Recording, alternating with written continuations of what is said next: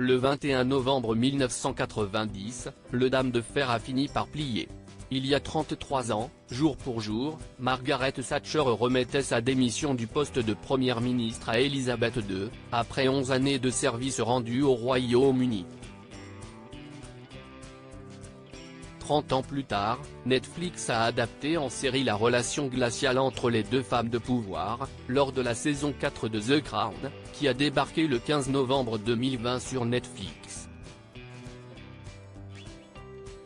Cette salve d'épisodes se centrait sur l'arrivée de la princesse Diana, jouée par Emma Corrin, au sein du clan Windsor et retraçait sa relation compliquée avec le prince Charles et la reine Elisabeth II. Olivia Colman. Dans cette décennie turbulente, qui s'est étalée de 1979 à 1990, la souveraine britannique devait donc composer avec une Diana Spencer, insouciante et hors cadre royal, mais aussi avec une autre femme de poigne, Margaret Thatcher, alors première ministre du Royaume-Uni, interprétée par Gillian Anderson. Née à seulement 5 mois d'intervalle, Elisabeth II et la Dame de Fer auraient pu constituer un duo de pouvoir inédit au sein de la puissance britannique. Il en a pourtant été tout autre, car leur faible écart d'âge ne les a pas empêchés d'entretenir une relation complexe. La reine trouve Lady Thatcher souvent froide, malgré le respect qu'elle portait à son parcours. Surtout, les deux femmes s'opposaient sur de nombreux points de vue. Car si Margaret Thatcher, première femme à diriger le parti conservateur, était défendue bec et ongle par la reine-mère, il n'était pas de même de sa fille aînée, loin de complètement adhérer à l'idéologie méthodiste de l'Iron Lady. L'historien britannique Ben Pinlot, décédé en 2004, dira même un jour de la souveraine qu'elle était un peu de gauche, à sa manière. Elisabeth II et Margaret Thatcher, des différences de point de vue en effet, Elisabeth II aurait essuyé quelques sueurs froides pendant les 11 ans de gouvernement thatchérien. Que ce soit avec la guerre des Malouines en 1982, puis la grève des mineurs au milieu des années 1980. Ce dernier conflit l'a beaucoup marqué. Entre mars 1984 et mars 1985, près de 100 000 ouvriers ont arrêté le travail pour contester la fermeture d'une vingtaine de mines de charbon. Face à la virulence des syndicats, Margaret Thatcher, peu encline à négocier, y a opposé une fin de non-recevoir. Elle, qui pensait que les épouses des mineurs finiraient par raisonner leur mari, a vite déchanté, car ces dernières ont rejoint leurs époux dans le combat.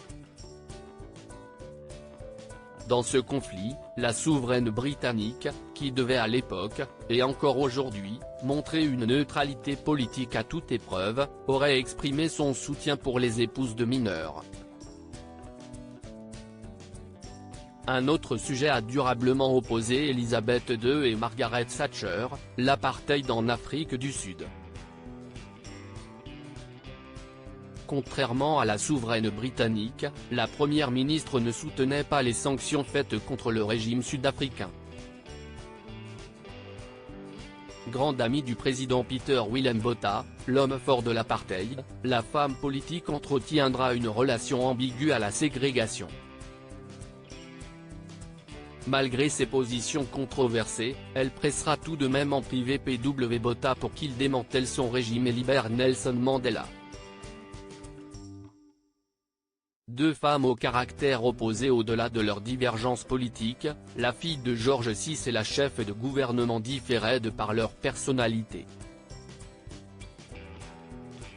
C'est ce que dévoile un documentaire The Queen and Her Prime Minister, la reine et ses premiers ministres, en français, réalisé en 2012 et disponible sur Amazon Prime. Le narrateur du film qualifie ainsi leur relation de parfois délicate. En effet, la reine Elisabeth II aurait plusieurs fois joué avec les nerfs de Margaret Thatcher. Cette dernière, extrêmement respectueuse de la monarchie et peut-être trop ponctuelle, comme l'a décrit Bernard Ingham, son ancien attaché de presse, arrivait souvent bien en avance lors de son rendez-vous hebdomadaire avec la reine. Problème, sa déférence exagérée irritait la monarque britannique.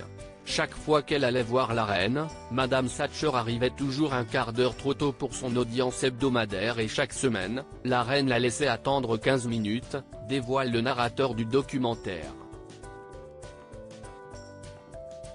Sa révérence descend jusqu'en Australie, aurait même raillé la reine, selon l'auteur Graham Turner, qui ajoute qu'Elizabeth plaisantait toujours du fait qu'elle n'écoutait jamais un mot de ce qu'elle disait. Mais comment interpréter ce comportement? La relation est d'autant plus difficile que leur rôle semble confus, écrivait le journaliste Anthony Sampson en 1982. Le style de la reine est plus terre-à-terre et domestique, tandis que Madame Thatcher, qui est plus grande en taille, se comporte comme une reine. Elizabeth II et Margaret Thatcher, vraiment ennemies? Pourtant, malgré ces différences, l'antagonisme entre Elizabeth II et Margaret Thatcher serait à relativiser, à en croire certains experts. Selon la dramaturge britannique Moira Buffini, qui a consacré une pièce à leur relation, la reine était un modèle pour la première ministre britannique.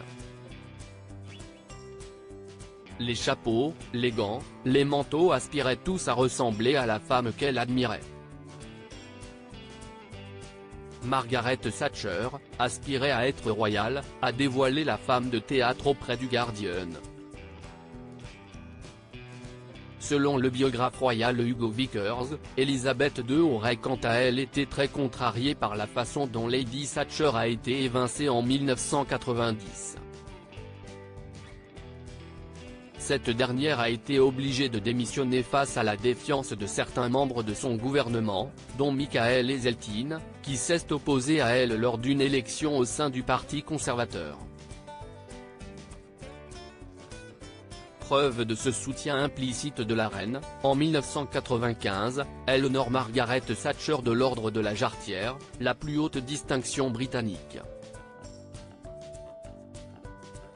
Surtout, la monarque britannique rendra le plus bel hommage à l'ancienne première ministre en se rendant à ses funérailles en 2013. Un geste loin d'être anodin, puisqu'Elizabeth II n'est allée à aucun enterrement de ses premiers ministres, si ce n'est celui de son mentor Winston Churchill. Sa présence sera d'ailleurs interprétée par de nombreux médias britanniques dont le Télégraphe, pourtant monarchiste, comme totalement en décalage avec l'impartialité traditionnelle de la monarchie britannique moderne.